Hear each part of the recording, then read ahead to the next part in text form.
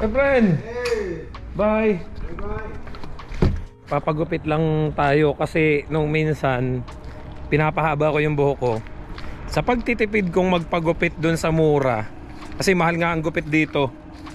Yung dati kong pinagpapagupitan na maganda talaga, puro Pinay, 35 per haircut. May nalaman kaming mura, 18 lang. Nung mga una-una, okay naman, nagiging okay sa akin yung gupit niya. Kaya lang nitong mga huli, nagdidesisyon na ng kanya eh. Sabi ko huwag masyadong tabtabin. Sabi ko trim-trim lang. Ang ginawa niya, nirat-rat niya yung gupit ko. So ang ginawa ko, pinahaba ko pa muna. Then nung nakita ko hindi maganda yung tabas, ang ginawa ko, ako na lang nag-repair. May razor naman ako dyan. Kaya lang nitong umahaba na, hindi na talaga uli maganda para sa akin yung resulta. Kaya balik na uli ako doon sa Tommy Guns, doon sa mga kaibigan natin, kina Jenny, kina Lay. Pero hindi ko alam kung naka-duty sila ngayon. Kung wala, uwi na lang ulit ako. At ang balita ko kasi, meron din dong mga kasamahan sila na na-expire na yung working permit. Restoration 3 months. Nag-apply ng panibagong LMIA. Ang ending inantay, pero ang ending refuse din. Kaya pagpunta ko doon at kung na doon sila, magpapagupit ako. At the same time, itatanong ko na rin kung anong nangyari, bakit hindi na renew yung working permit ng kasamahan nila. Kaya ngayon magpapagupit muna ako kasi 3 days na lang, Christmas party na. Samahan nyo ako guys. And at the same time, gusto ko din sanang ma-discuss sa inyo. Kasi may nabasa akong comments ng isa nating kababayan. Sabi niya sa akin, ito: Boss, pwedeng humingi ng suggestion sa'yo. Hindi pa po ako PR, 3 months pa lang ako. Kukuha na ba ako ng sasakyan? Okay po ba na mag pre-own car? Pre-own car. So ito yung naging sitwasyon ng isang subscriber ko, na friends ko na rin sa Facebook, na galing Singapore, na dito siya ngayon sa Alberta. And then sabi niya, Ferd, sinunod ko yung payo mo na mag second hand muna. Kaya lang may expire na yung working permit ko, hindi na rin ako i-renew until March 2025 na lang ako. So ang ngayon is December, so 4 months na lang. Sabi ko, good, hindi ka nag-brand new. Kasi nga temporary ka pa lang din. Tama na muna second hand. Kaya lang second hand nga, 2017, 2018 model yung kinuha niya. So financing pa rin. So kung financing pa rin, that is an obligation pa rin na yun nga, babayaran ninyo. Kung yung working permit mo is 1 year, 2 years na lang, or wala nang 2 years, tapos yung nakuha mong financing na car is second hand, kalimitan dyan is merong 3 years, 4 years, 5 years. Kasi yung brand nyo 7 years to 8 years eh. So hulugan pa rin po yan. May kasamaan ako dati, naglihim pa siya sa akin. Ang sabi niya sa akin, pre, paano ba magbalik ng sasakyan dito sa dealership? Sabi ko, bakit? Sabi ko, diba, wag ka munang magbabrand new kasi hindi ka pa nakaka-apply ng PR. Ang sagot niya sa akin, hindi ako. Yung mga kasama ko, hindi na kayang maghulog ng sasakyan. Wala nang natitira sa sahod nila. Ibabalik na doon yung sasakyan. So binigyan ko siya ng advice kung anong gagawin kung talagang nahihirapan na, kasi wala nang choice eh. Hindi na daw makabayad eh. Then malaman ko, isa din pala siya doon sa nagbalik ng sasakyan. Second hand nga yung kinuha niya, pero pre-own. Ang kinuha niya is I think 2018 model, ganun, 2017. So ilang taon pa rin niyang babayaran, pero nabibigatan na rin siya. So ang ending, ayun nga, bad credit na rin siya.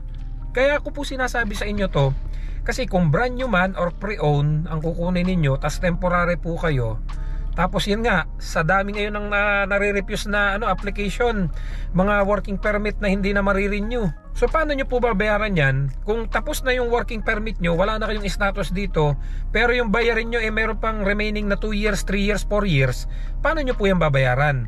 Ay kung sasabayan nyo pa po ng pagkuha ng hulugan na sasakyan, yan, magpapatong-patong na ang utang mo. Kaliwat kanan din nyo nababasa ko dito na mga post ng mga naghahanap ng mahuutangan ng loan kasi na bad credit na daw sila, nabatak na yung sasakyan nila.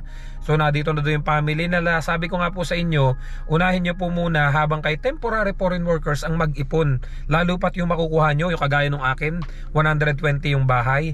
Yun yung mga panahon na dapat kayong mag-ipon dahil wala pa kayong masyadong binabayaran. Dahil pag kumuha na laki ng pamilya ninyo, ayan na, from 120 na renta, jajump na kayo ng 1,500 to 2,000. So gusto kong ma-share sa inyo itong isang sitwasyon ng isa nating kababayan at base na rin sa isang ipinalo ko dito na isang nasa car dealership na kababayan natin. Sabi nga niya, "This was sent to me, posted anonymously sa isang FB group. This is what I mean when wag basta-basta magpipinance ng sasakyan. Ang hinala ko is isa itong newcomer na naging atat maglabas ng brand new na sasakyan. Baka hindi na renew ang kontrata, work permit. Hopefully alam niya na may tamang proseso dito sa pagsalo ng sasakyan at hindi niya gawing parang nasa Pinas style." So ito yung post ng isang kababayan natin na hindi na renew ang working permit. Sabi niya, "Hi po, gusto niyo po ba ng RBR 2024? Baka po gusto niyo pong saluhin ang sakin. Kakalabas ko lang po nung sasakyan, 1,300 lang po ang natakbo. Baka po kasi uwi na ako ng Pilipinas. Sa interested po, comment lang po kayo tapos mag-PM po ako. PS, may mga accessories din po siya, pati po yung kasama na inyong naibayad ko po, hindi ko na po kukunin or ipapabayad pa." Ito po ay hindi na bago. Napakarami ko pong kakilala dito na nag-brand new, hindi man nag-brand new, nag-pre-own. Pre-own po kasi mga 27, 2018, 2019. So to make the story short, hindi na siya totally brand new. Mga 2 years na use, 3 years. So financing pa rin, mas mababa na yung monthly.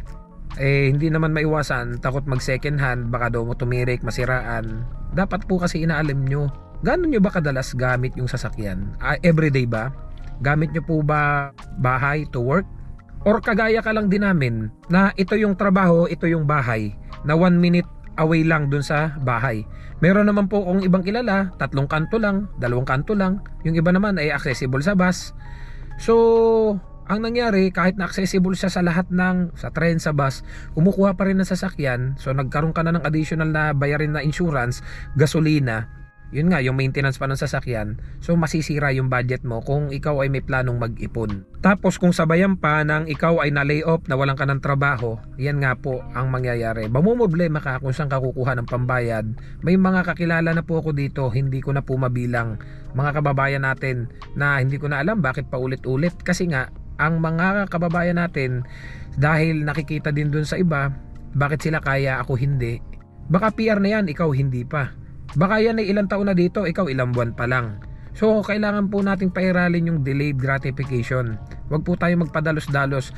Dahil kapag ayan nangyari na yan, yung mga kagaya nitong nangyayari ngayon na mga changes ng policy, na hindi na marirenew yung mga working permit nung September 2024 to December, mga ganan. Although makakagawa naman ng paraan yung iba, pero hindi naman ganun kadali dahil sa dami ngayon ng kompetensya nyo na naghahanap din ng malilipatan, dahil yung mga 6% pataas na unemployment rate ay hindi na nag-o-offer ng LMIA do sa mga low wage positions.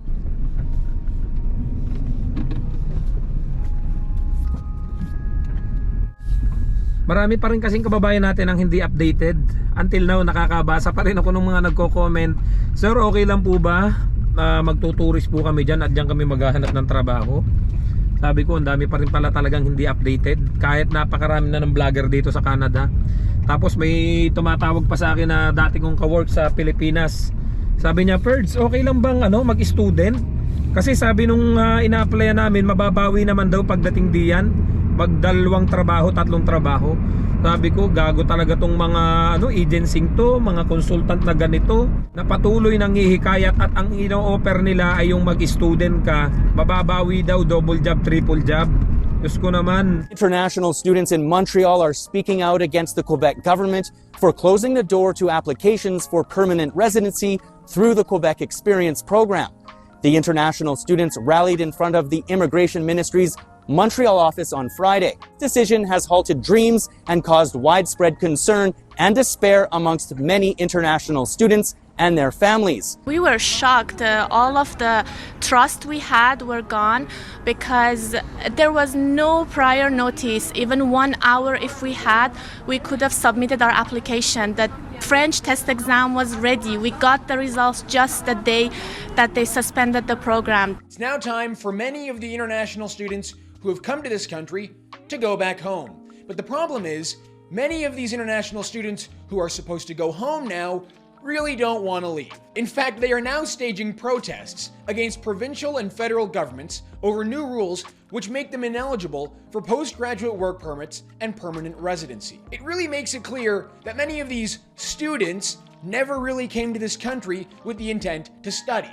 Manood po kayo ng mga balita. Huwag po kayong manood sa mga vlogger na pulpul dito na walang ginagawa kundi mang-hype lang ng mang-hype na tara sa Canada, tara sa Canada. At ang ginagawa ay nagpaparami lang ng followers. Ang i-follow nyo po ay yung mga legit immigration consultant. When it comes to immigration, sa licensed immigration consultant po kayo lumapit. Napakarami po dito. Gawin ko nga ng vlog yan sa mga susunod na araw. Yung list ng mga pinalo ko dito ang immigration consultant na dapat nyong i-follow. At hindi doon sa kung kani-kaninong vlogger lang na puro, oh guys, dito sa Canada, oh ganito, kikita ka ng ganito, ganyan, makakakuha ka ng sasakyan, ganito, ganito. Oh, pagdating mo dito, madadala mo yung family mo. Ang tanong, yung in-applyan mo ba, may pathway to PR ba?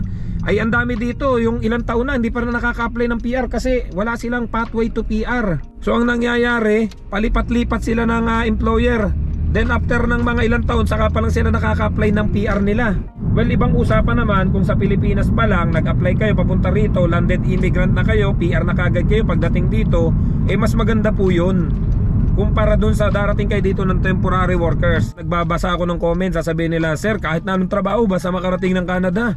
Yun, ang ending, pagdating dito, makukuha, walang pathway to PR. Tapos magpapalipat-lipat ilang taon. Tapos ay aabutin na rin yung pagbabago ng policy. So ang ending, ayun, uwi pa rin.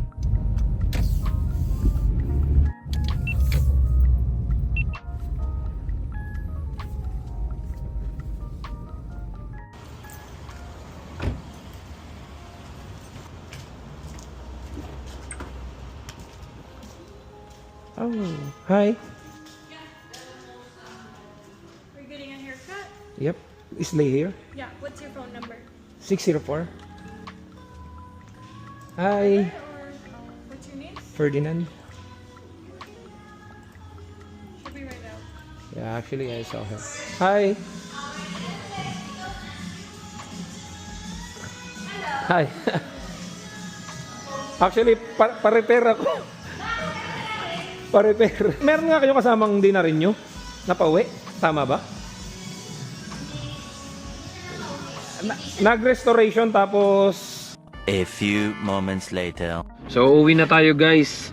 Hindi ko na na-continue yung video ko dun sa loob. Mapasarap yung kwentuhan namin. Kasi kanina, ang lakas ng audio, baka makapiright din ako. Actually dito sa Tommy Guns, mga di nakakaalam, puro Pilipina po yung mga nagugupit po dito. Kasi nung last time nga na nagpagupit ako sa ibang lahi, medyo hindi ko nagustuhan, kaya ibinalik ko dito. Sana pala dito na lang ako nagpagupit dahil ang nangyari, tinabtab niya ng tinabtab. Well anyway, kanina, trinay kong mag-video dun sa loob. Ang problema, baka makapiright tayo. Kaya tinurn off ko na lang yung ating Ray-Ban Meta. Kasi ang lakas ng audio dun sa kanila. Sabi ko, hindi ko din maisasama sa video. Well anyway, napakwento ko sa kanila kanina. Tinatanong ko, may kasama pala silang ganun din na nangyari. Dahil nga mataas ang unemployment rate dito sa Abbotsford, hindi na rin marirenew. So, ang nangyari, na-expired yung kanyang working permit, nag-apply siya ng panibagong LMIA, so naka-implied status.